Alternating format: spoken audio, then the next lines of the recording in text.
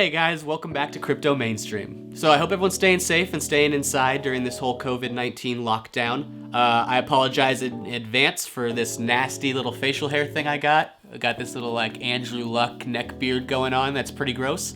But if there's ever a time for me to attempt to grow a beard, why not while I'm stuck in quarantine? So the idea of this video is going to be just kind of checking over our March spending.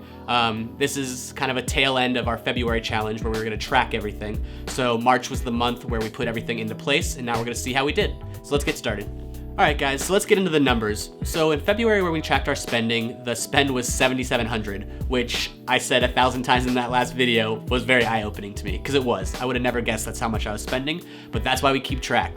The whole idea of kind of starting your investment journey, or even just a savings journey, or even just getting out of debt, is just starting with tracking your spending. So once we did that for February, we tracked everything, we got our number, which was that $7,700, and we set a goal of trying to get it down to $5,000 or less. So let's take a look at the numbers again and see kind of where we were able to save some money.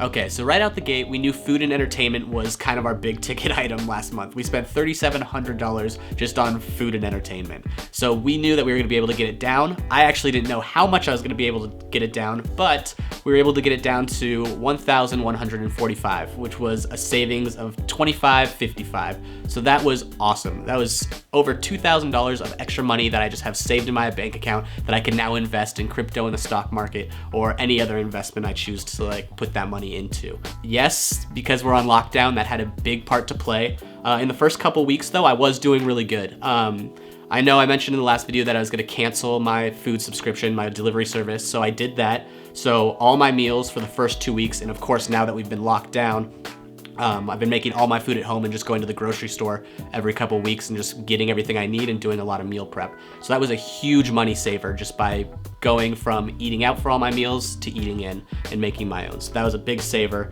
Again, $2,555 was the number we saved in food and entertainment. So that alone was absolutely huge.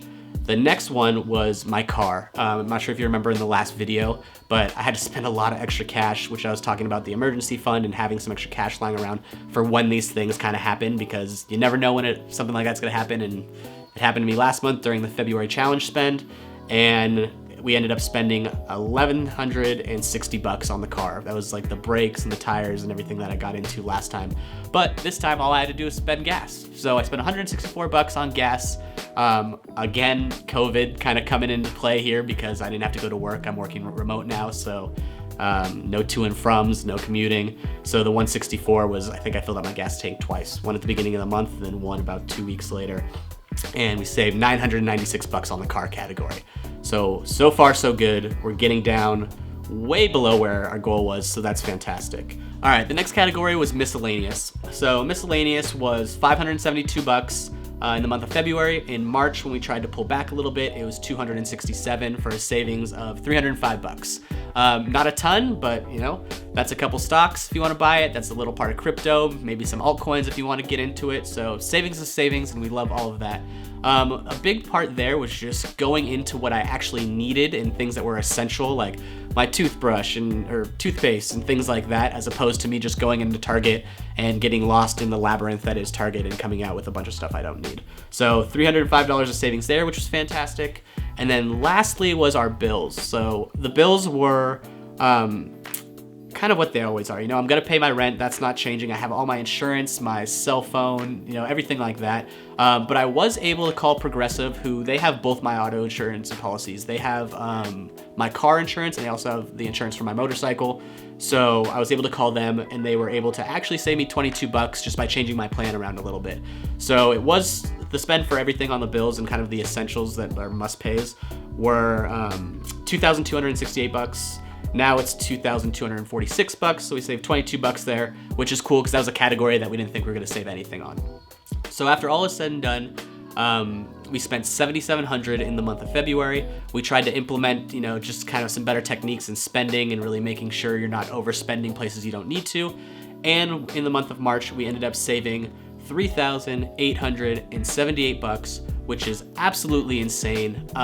I know a lot of that goes out to COVID-19 because we've been in quarantine, so that helped me not spend, not go out, kind of just kept me locked down, and I wasn't able to spend things that I shouldn't be spending on. So thanks, COVID-19.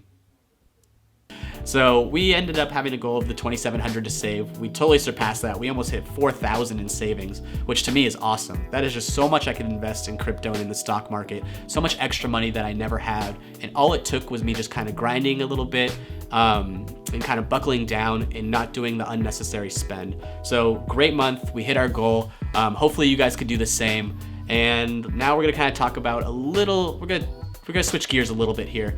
I did kind of want to address what's going on in the world. I'm getting a lot of questions from friends wondering if now's a good time to invest and what they should do with their current investments. Should they get out? Should they stay in? Should they buy more?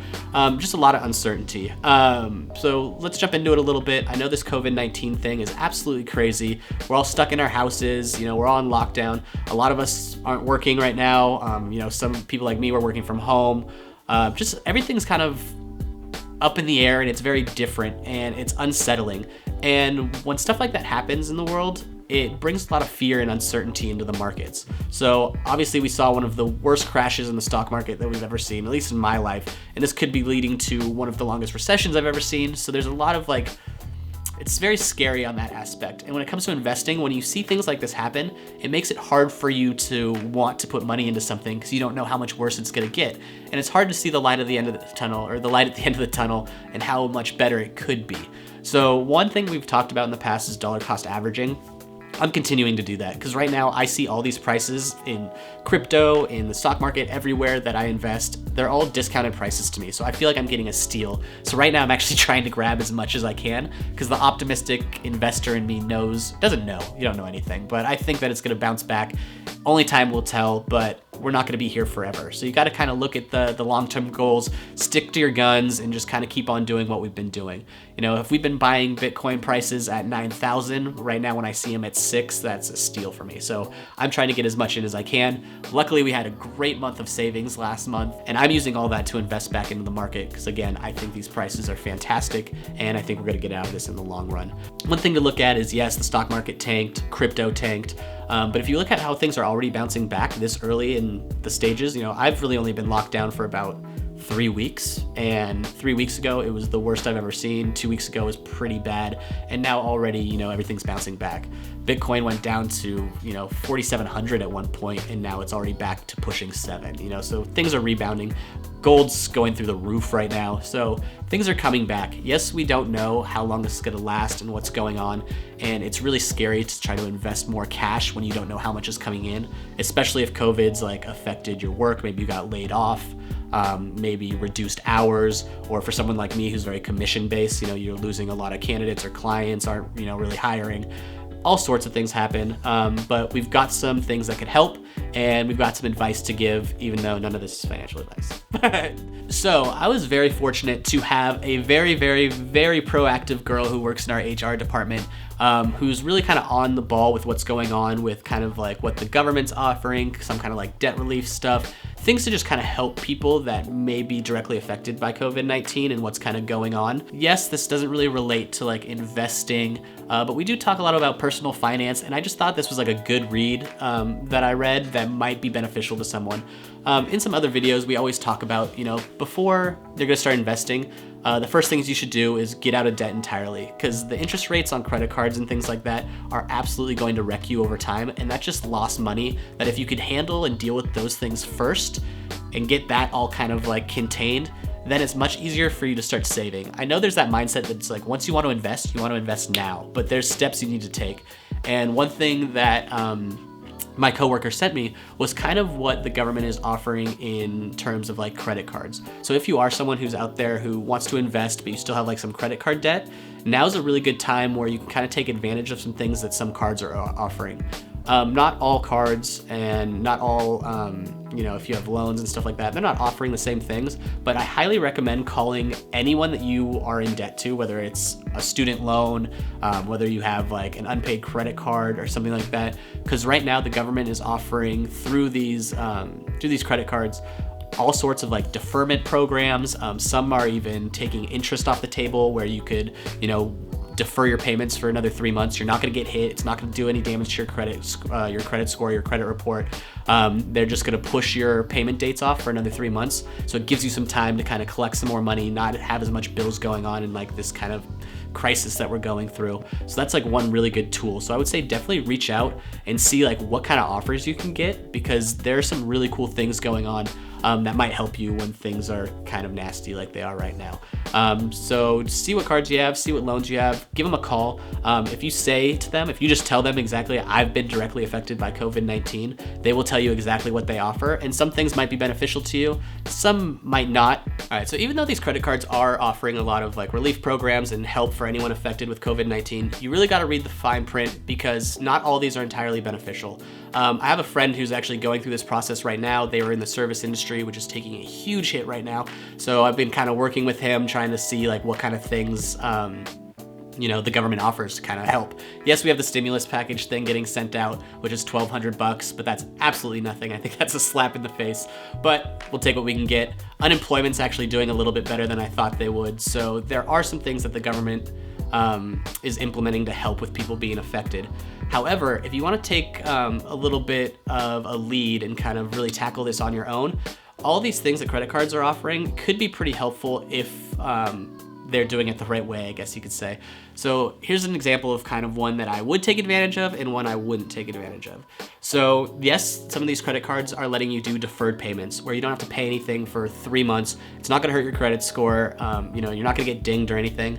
However, they're still charging interest in the time that you're not paying. So even though you don't have to pay that full monthly price that you may be paying if you're someone who doesn't pay off your credit cards every month, but you're still paying the interest rate. So I'd almost say don't take advantage of those. If you can't pay it, you can't pay it, and I get that because times are hard right now.